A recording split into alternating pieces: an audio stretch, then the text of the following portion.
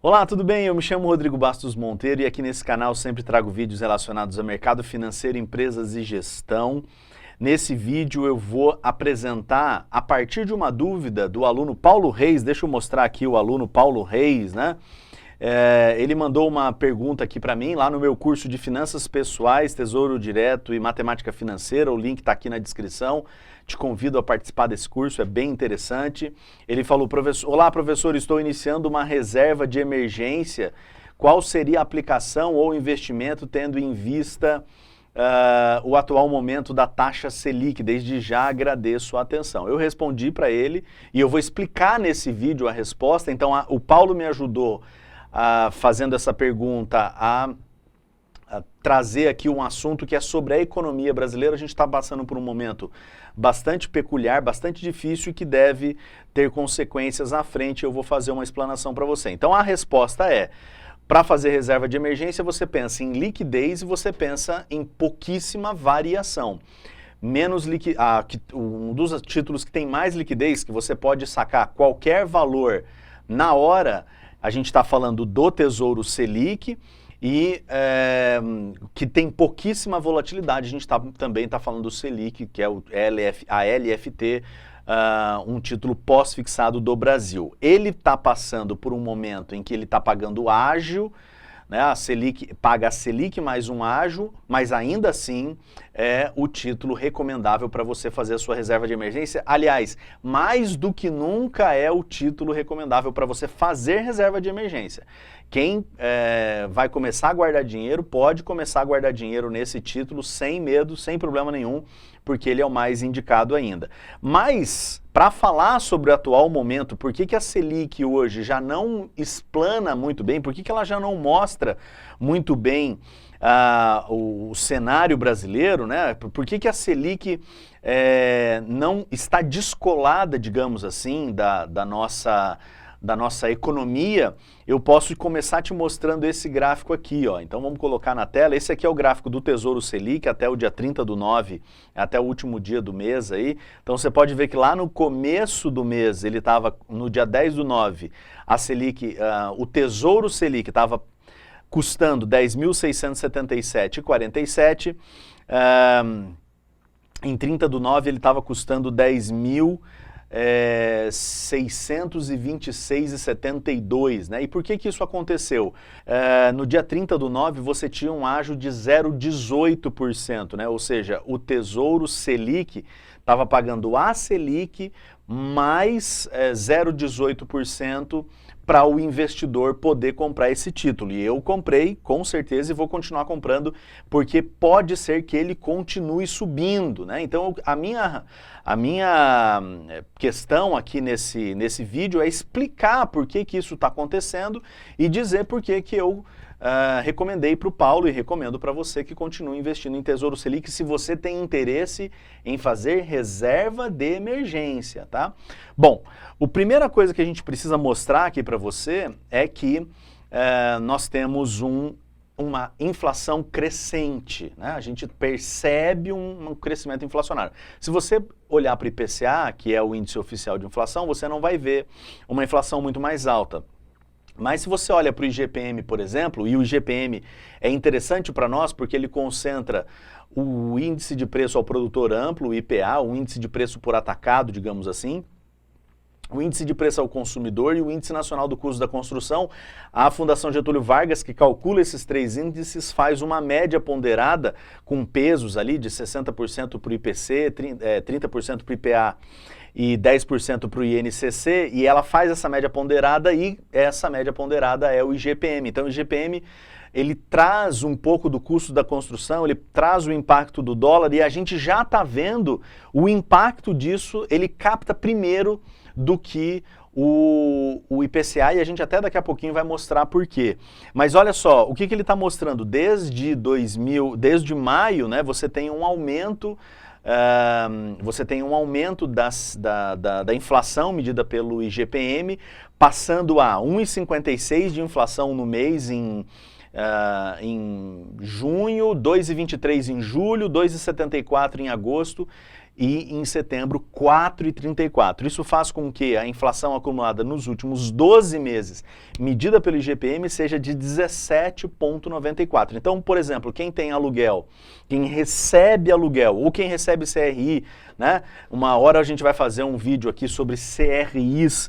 Eu me lembro de conversar com um amigo há um ano atrás, mais ou menos, ele me falava das maravilhas dos fundos de investimento imobiliário, que realmente, uma hora também eu falo sobre investimento imobiliário, fundo de investimento imobiliário, e eu lembrava para ele lá, aquela época, há um ano atrás, né, que os CRIs tinham lá retorno de 7%, 8% ao ano, mais IGPM. Então agora, nessa época, quem recebe rendimentos por CRI está recebendo cada mês muito mais do que no mês anterior, o que é estranho, né?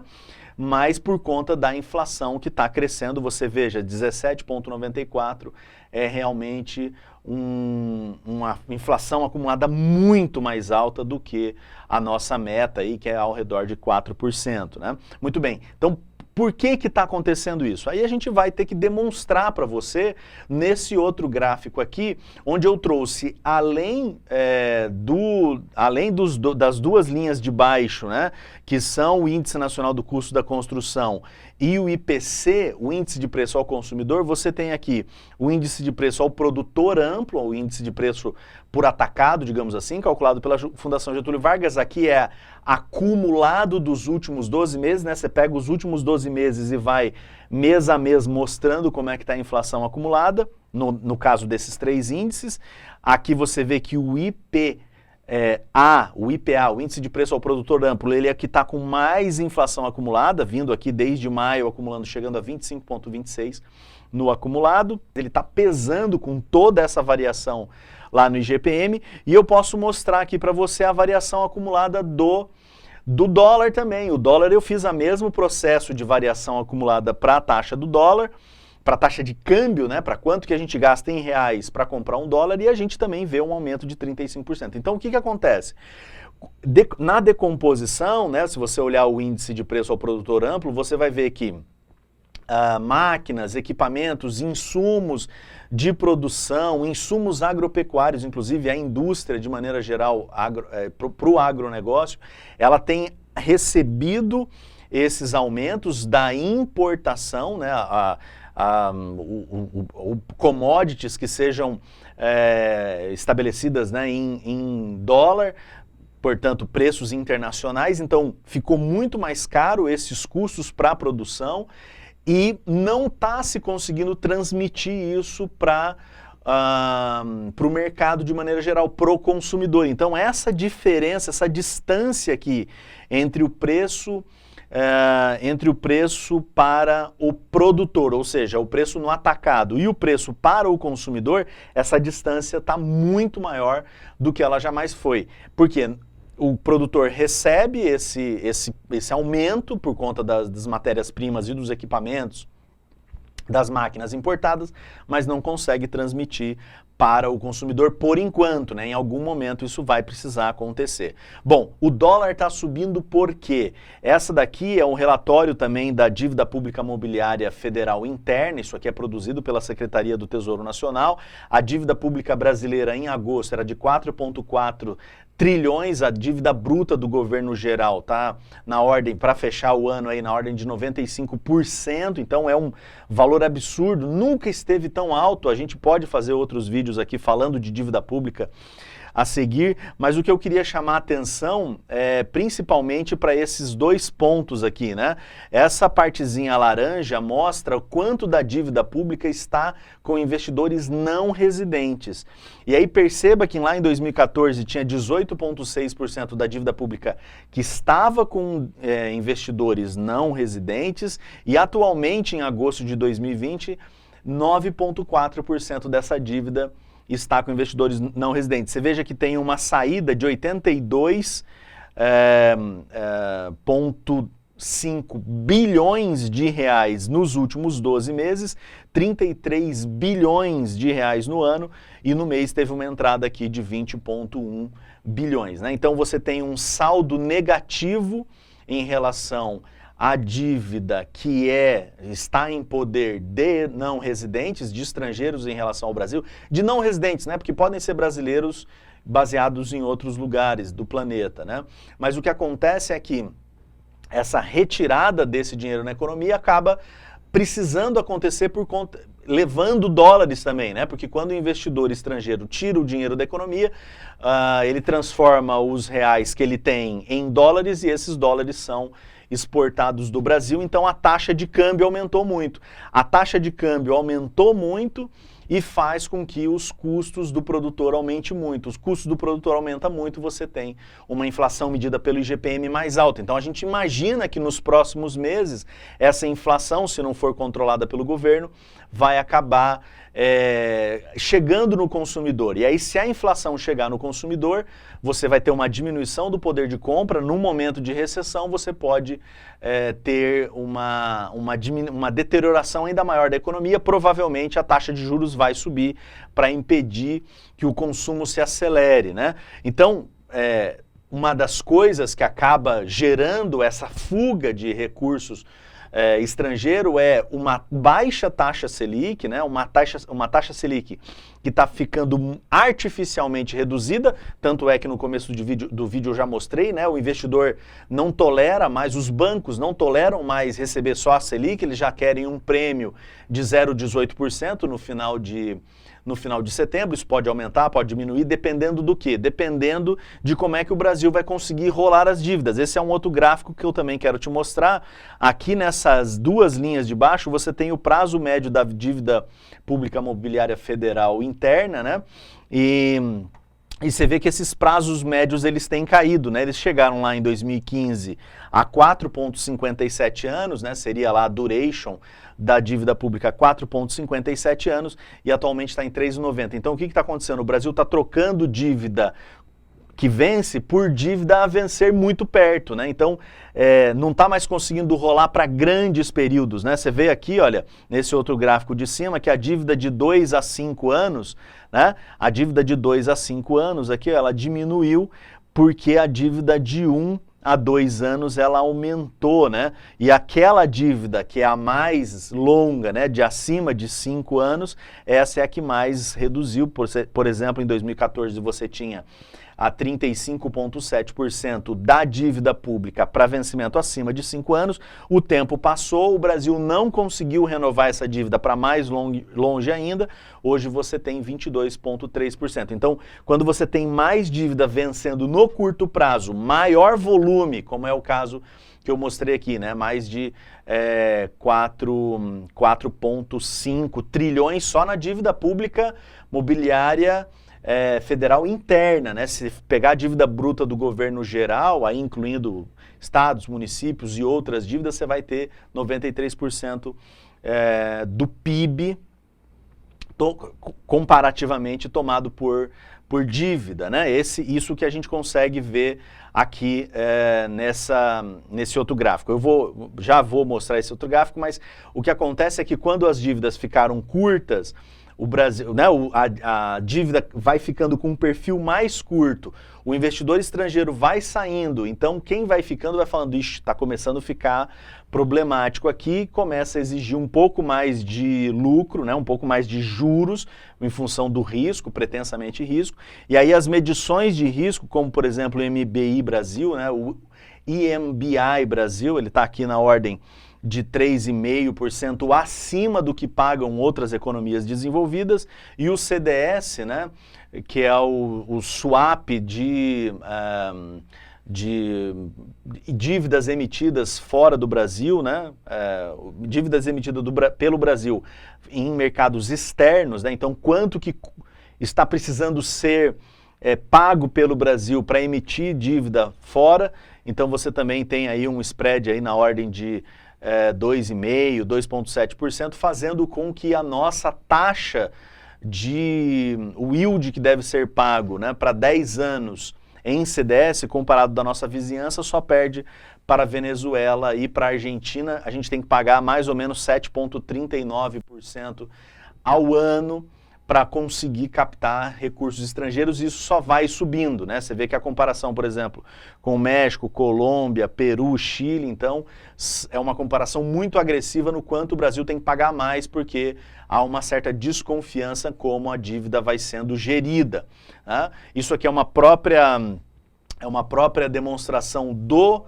governo federal, né, do próprio Ministério da Economia, a Secretaria Especial da Fazenda e da Secretaria do Tesouro Nacional, que fazem projeções para fechar 2020 com 98% da dívida pública, 98% do PIB seja em dívida pública, e que isso não caia nos próximos 10, 15, 20 anos talvez, né? Porque aí vai depender do Brasil conseguir emitir, cobrar mais impostos ou diminuir os gastos. Como diminuir os gastos é muito difícil, porque a principal parte desses gastos aqui é na dívida pública, né? Então como é que você vai fazer? Vai dar calote na dívida? Acho muito difícil que o Brasil faça isso.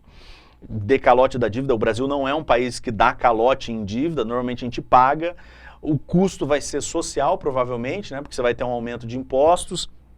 No meio do caminho pode até ter uma coisa que alguns assim, economistas que estudam menos, né? Pessoas que têm mais preguiça, digamos, de pensar, vão achar que é uma solução boa.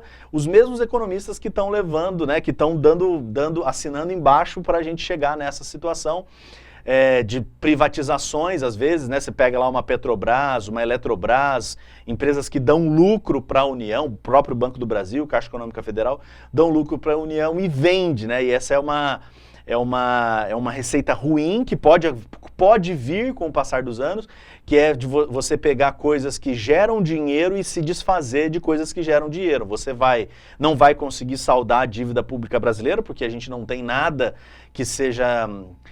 que tenha valor de 4 trilhões de reais, né? Nossas empresas não valem isso. Então, se você, por exemplo, vender uma Petrobras hoje, a dívida, é o juro de 1 ano, nem o juro de 1 ano do governo, então a dívida vai continuar existindo, e você se desfaz da Petrobras, por exemplo, e aí você não tem nem o resultado gerado por ela e nem conseguiu resolver o teu problema da dívida, né? Mas você pode ouvir alguns economistas que patrocinam isso que está acontecendo com a nossa dívida falarem até disso nos próximos anos, mas o que vai acontecer provavelmente é um aumento de impostos. Enfim, o Brasil vai ter alguma dificuldade para crescer. Se ele não crescer, a dívida vai ficando cada vez mais representativa. Então, isso começa a deixar os investidores muito, muito, muito, muito preocupados em relação ao futuro, e aí a taxa de juros tem que subir. Não dá para a taxa de juros continuar sendo 2% como ela é falsamente hoje, porque o mercado simplesmente ignorou. Eu já mostrei,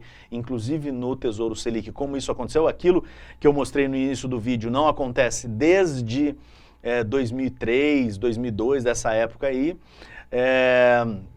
que era uma outra época que o Brasil tinha muito menos, digamos assim, relevância internacional como a gente tem agora do ponto de vista econômico, e aí está acontecendo isso, né, esse descolamento. Então o Brasil deve aumentar a taxa de juros, porque quando ele aumentar a taxa de juros, o investidor estrangeiro vai fazer essa análise de risco e retorno e provavelmente deve voltar a comprar dívida brasileira, porque aí o Brasil vai pagar mais juro para poder ter essa dívida. Isso deve fazer a taxa de câmbio reduzir um pouquinho, embora a expectativa do Ministério da Economia é que ela continue acima de 5%. Então todo esse cenário de incerteza faz com que a gente tenha quase que certo que a taxa de juros vai subir. Em cenários de alta da taxa de juros, vale a pena você ficar com títulos pós-fixados, como é o caso da Selic, e pós-fixados com pagamento de ágio, como a gente está vendo, mais ainda, né, porque aí a hora que a taxa subir, provavelmente esse ágio será retirado, mas você já contratou esse ágio de 18, 0,18, 0,20, 0,30, né? A gente não sabe até quando que isso vai, mas isso vai continuar subindo até que o governo aumente a taxa de juros, tá? Tudo bem? Eu espero que tenha sido interessante esse vídeo aqui. Deixa o comentário aqui pra mim, clica no sininho, marca aqui o vídeo com ok, com gostei, deixa um comentário, se inscreve aqui no canal, compartilha esse vídeo com outras pessoas. Tudo de bom, um grande abraço, a gente se vê. Tchau.